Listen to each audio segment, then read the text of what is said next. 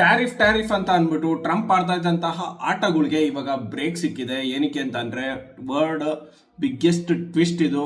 So Trump ಆಗ್ತಾ ಇದ್ದಂತಹ ಟ್ಯಾರಿಫ್ಗಳನ್ನ ಇವಾಗ supreme court it's completely illegal ಅಂತ ಹೇಳಿದೆ. ಅದರಲ್ಲಿ ಒಂದು ಪಾರ್ಟ್ನ ಸ್ಟಾಪ್ ಮಾಡಿದೆ ಹೈಕೋರ್ಟ್, ಸುಪ್ರೀಂ ಕೋರ್ಟು. ಇದರಲ್ಲಿ ಓವರ್ ಆಲ್ ಲಾಸ್ಟ್ 1 ಇಯರಲ್ಲಿ ಎಮರ್ಜೆನ್ಸಿ ಅಂತ ಹೇಳಿ ತುಂಬ ಇಶ್ಯೂಸ್ಗಳು ಮಾಡಿ ಟ್ರಂಪ್ $175 ಬಿಲಿಯನ್ ಅಷ್ಟು ಟ್ಯಾರಿಫ್ನ ಇಂಪೋರ್ಟ್ ಮೇಲೆ ಟ್ಯಾರಿಫ್ನ ಕಲೆಕ್ಟ್ ಮಾಡಿದ್ರು. ಇವಾಗ ಏನು ಮಾಡಿದರೆ ಆ 175 $150 ಬಿಲಿಯನ್ ವಾಪಸ್ ಕೊಡಬೇಕಾಗಿ ಬರುತ್ತೆ. ಅದರಲ್ಲಿ ಮೇಜರ್ ಆಗಿ ಕಾಂಟ್ರಿಬ್ಯೂಟ್ ಮಾಡಿರೋದು China $63 billions, Mexico $14 billion, Japan $12 billion, Vietnam $11 billion, ನಮ್ಮ ಇಂಡಿಯಾ $6 ಬಿಲಿಯನ್ ಟ್ಯಾರಿಫ್ ಅಲ್ಲಿ ಕೊಟ್ಟಿದೆ. ಈ ಟ್ಯಾರಿಫ್ಗಳು ಫುಲ್ಲಾಗಿ ಕ್ಯಾನ್ಸಲ್ ಆಗಿಲ್ಲ. ಓಕೆ, ಟ್ಯಾರಿಫ್ನ ಒಂದು ಪಾರ್ಟ್ ಮಾತ್ರನೇ ಟ್ಯಾರಿಫ್ನ ಸ್ಟಾಪ್ ಮಾಡಿದ್ದಾರೆ. ಅದರಲ್ಲೂ ಮತ್ತೆ global trade policy completely change ಆಗುವಂತಹ ಸಾಧ್ಯತೆ ಹೈ ಆಗಿದೆ.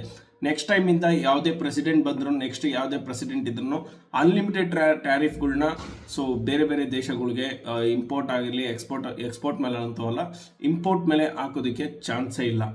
ಕಂಪ್ಲೀಟ್ ಆಗಿ ಸ್ಟಾಪ್ ಆಗ್ತಾ ಇದೆ. ನಿನ್ನೆ ರಾತ್ರಿ ಕರೆಕ್ಟಾಗಿ 8 o'clockಗೆ ಅನೌನ್ಸ್ ಆಗಿದೆ ತಡ. ಸೆಲ್ ದ ಟ್ರೇಡ್ ಅನ್ನುವಂತಹ ಒಂದು ಸಿನಾರಿಯೋ ಕಾಣಿಸ್ತು. ಗೋಲ್ಡಲ್ಲಿ ಇಮ್ಮಿಡಿಯೇಟ್ ಆಗಿ ಸೆಲ್ಲಿಗೆ ಬಂತು. ಒಂದು 1000 pips ಸಡನ್ ಆಗಿ ಫಾಲ್ ಆಗಿ ಮತ್ತೆ ಅಲ್ಲಿಂದ ರಿಕವರ್ ಆಗಿ ಪ್ರೈಸ್ ಇವಾಗ ಆಲ್ ಟೈಮ್ ಹೈ ಕಡೆ ಮೂವ್ ಆಗ್ತಾ ಇದೆ. ಮತ್ತೆ ಗೋಲ್ಡ್ ಪ್ರೈಸ್ ಇನ್ಕ್ರೀಸ್ ಆಗುವಂಥ ಚಾನ್ಸಸ್ ಹೈ ಆಗಿದೆ. ಅದೇ ರೀತಿ ಸಿಲ್ವರು ಅದನ್ನೇ ಫಾಲೋ ಮಾಡುತ್ತೆ. Depends on the market sentiment.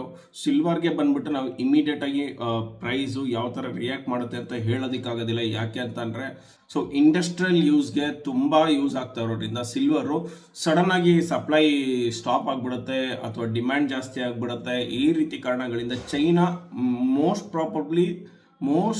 ಇದರಲ್ಲಿ ಚೈನಾ ಬಂದ್ಬಿಟ್ಟು ಓವರ್ ಆಲ್ ಸಪ್ಲೈಯಲ್ಲಿ 70% ಹೋಲ್ಡ್ ಮಾಡ್ತಾ ಇರೋದ್ರಿಂದ